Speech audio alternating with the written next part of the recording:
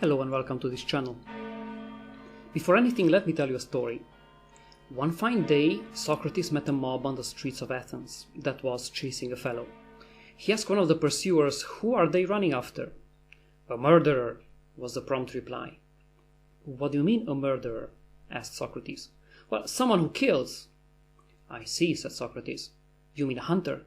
No, someone who kills other people." "Okay, you mean a soldier then?" No, I mean someone who kills other people, but in peacetime." "Now I see. You're talking about an executioner." "No, Socrates, someone who kills another man, but in his own house." "Okay, I understand now. You mean a doctor." "No, Socrates, you don't understand anything." This little anecdote describes very well the way Socrates provoked his fellow citizens in Athens, pointing out to them just how carelessly they use words. He made quite a nuisance of himself that way, and eventually they executed him. I will try to do something similar without being too much of a nuisance, though. The terms that I want to deal with are tolerance and freedom of speech. Now, freedom of speech has its valiant defenders online and offline, and their number is anything but small. Even those that want to restrict it usually go on saying something like, "Freedom of speech is important, but..." In fact, the way you can tell apart those who favor it and those who oppose it is to look out for that little three-letter word, but.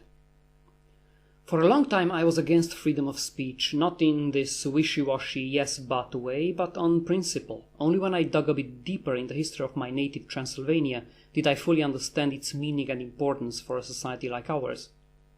Let me first articulate my case so that we are clear on what we are talking about, and then I'll try to argue it. Freedom of speech is not a right that you have, but an obligation laid on you.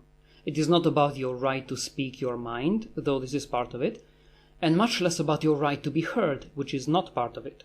Freedom of speech is about your obligation to match other people's words only with words, not with violence. When you hear a discourse that you disagree with, you don't have the right to organize a pitchfork party or to use the coercive power of the state to counter it. You should match words with words, arguments with arguments, discourse with discourse. This is what freedom of speech is. Nothing more, nothing less. It's not about what others owe to you, it's about what you owe to others if you want a peaceful society. In order to argue my case, I will try to illustrate it. Rational deductions will probably prove to be too boring. Besides, the story is about my homeland. It was in the year of our Lord 1568, when János Zsigmond was ruler of Transylvania, that a diet was convened in the town of Torda. This town was often used for such gathering before as well as after, but this particular year is important because a curious and unprecedented decision was made. Throughout its history, Transylvania had a large population of Eastern Orthodox Romanians, but the ruling classes, the Hungarian population and the Saxon settlements, were Catholic. During the Reformation, a majority of the Catholic population turned Lutheran. Some areas, however, remained Catholic, and they sealed this fidelity to the old faith with blood on the battlefield. Much to the frustration of Transylvanian authorities, the Catholic areas could not be conquered by force of arms. After Lutheranism, Calvinism swept through the land and was adopted by the authorities and a good part of the Hungarian population. Saxons were completely uninterested in the religion of non-Saxons and just wanted to keep their Lutheran faith. To complicate matters further, a Protestant preacher started to preach against the Holy Trinity and organized a Unitarian church. The Calvinist authorities of Transylvania found themselves in a nice mess. The Catholic rebels and the Saxon Lutherans were unyielding, and David Ferenc, the Unitarian preacher, was not without success. What was to be done? The 1568 Diet of Torda accepted a compromise solution. Henceforth, the four accepted denominations will tolerate each other: the Calvinists, the Lutherans, the Catholics, and the Unitarians. None of these was authorized to use force against the other three. The Eastern Orthodox were not among the accepted churches, and modern Orthodox take this as a slight. My view is a bit more cynical, though. I think that they were not counted in because during the violent years of the Reformation in Transylvania, they did not use violence against others, so they were not seen as a threat. According to the decision of the Diet, every community had the right to keep a preacher according to its own preferences, and the preacher could not be persecuted. Nor could the authorities impose a preacher on a local community against its will. It was furthermore explicitly forbidden to threaten a preacher with removal on account of his doctrine or to abuse him in any way for his preaching. This is the first time in European history when something like freedom of conscience is put into law. It's quite imperfect by contemporary standards, but it's an important event to understand the logic and motivation behind the freedom of speech even today. What caused this unprecedented arrangement was the new reality of a fragmented society with irreconcilable differences. The Calvinist authorities could not hope to overcome the resistance of the Lutheran Saxons or of the Catholic remnant. The Catholics had to realize that they will never be able to regain their previous position, and the Unitarians were too weak to hope for anything beyond tolerance. The Saxons just minded their own business, as they always did. This tolerance did not imply accepting the doctrine of the rival groups or a respect for the position of the others. It implied the removal of coercion from the possible solutions for a religious conflict. We have come a long way since then, and this first proclamation of the religious tolerance, already in the 16th century, is largely ignored by Western historians. This is fine with me as long as its lessons are not forgotten. The first lesson to take to heart from all this is that tolerance of other opinions, which is the hallmark of freedom of speech, is an instrument that makes possible peaceful coexistence in a divided society. That is its motivation, and when it's applied well, that is its effect. We do live in divided societies, whether we like it or not, and only this principle of tolerance is what prevents us from devolving into violent chaos. Now you will say that all this is old, and I'm just stating the obvious. But have you noticed that lately tolerance has changed its meaning? Did you stop to think about what this implies? Nowadays, tolerance implies acceptance. To be tolerant is to be accepting. To be tolerant is to respect others' opinions. To be tolerant is to wish for more and more diversity and gladly welcome it. This is a change with huge implications. Originally, tolerance was about dealing with people that you don't agree with. Disagreement is taken for granted. Freedom of speech was originally about dealing with conflicts in a divided society. Division is taken for granted. The issue is how to deal with the already existing divisions, not with multiplying them. The solution to this was to substitute a war of swords and gallows with a war of words and debates. The expectation is not that at the end of the day there will be a final solution that will solve the conflict once and for all.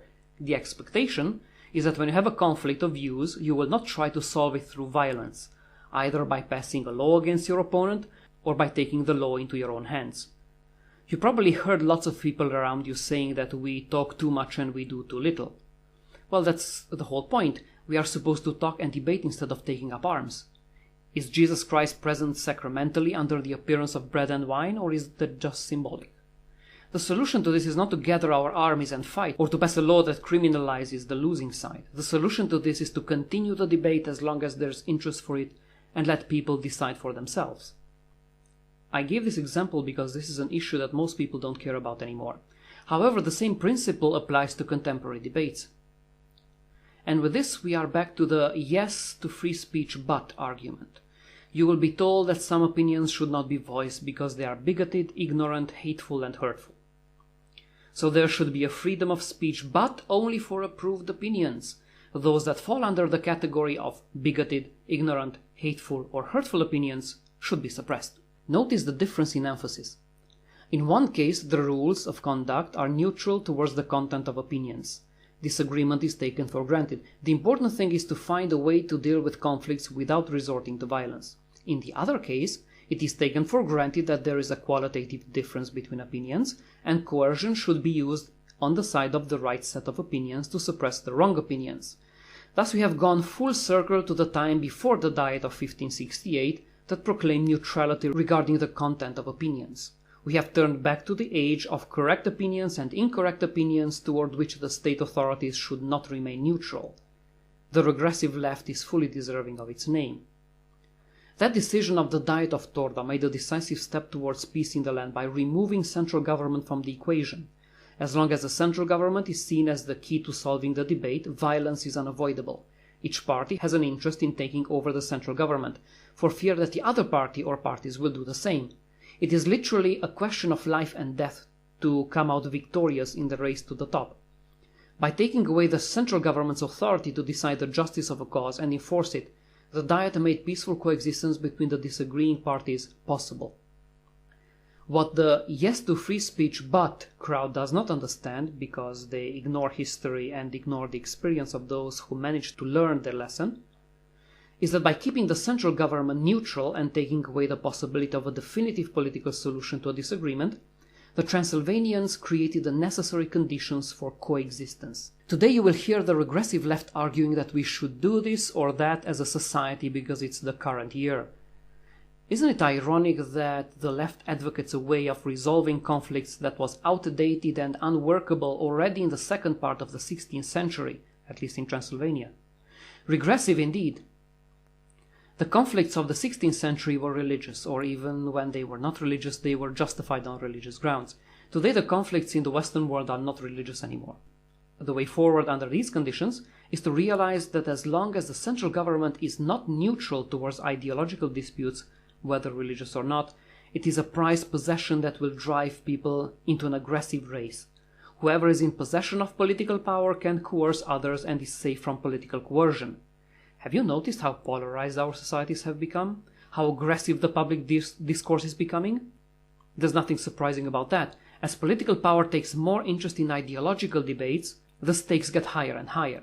As a consequence, conflict in society will become sharper and sharper, leading to a deepening polarization.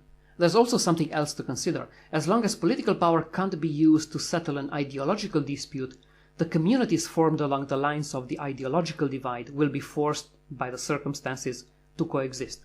In a situation like that, communities have incentives to marginalize the more hot-headed individuals within its ranks and be more tolerant in practice towards the other parties. But when political power, in the form of the central government, is the key player in a dispute, it is the firebrands that will take control, because they are the ones capable to mobilize the rank and file for a takeover and saving the party from persecution at the hands of the other parties, who do the same thing. Under these circumstances, it is crucial to be able to mobilize the ordinary believers, and they should not waver in their commitment. To achieve that, they should be utterly convinced of the justice of their cause and the wickedness of the enemy. On the other side of the divide, the same mechanism is in place with the same incentives. We can expect further decay in social peace and cohesion with a sharper polarization. As long as we look to government to solve conflicts, we will only get more conflict. We ignore the lessons of history, so it's no surprise that we are starting to repeat its horrors. If you found this video informative, please give it a thumb up and share it with your friends. If you have observations to make, or you think that I glossed over something that should have been said, or you think that I'm simply wrong, share that in the comment box.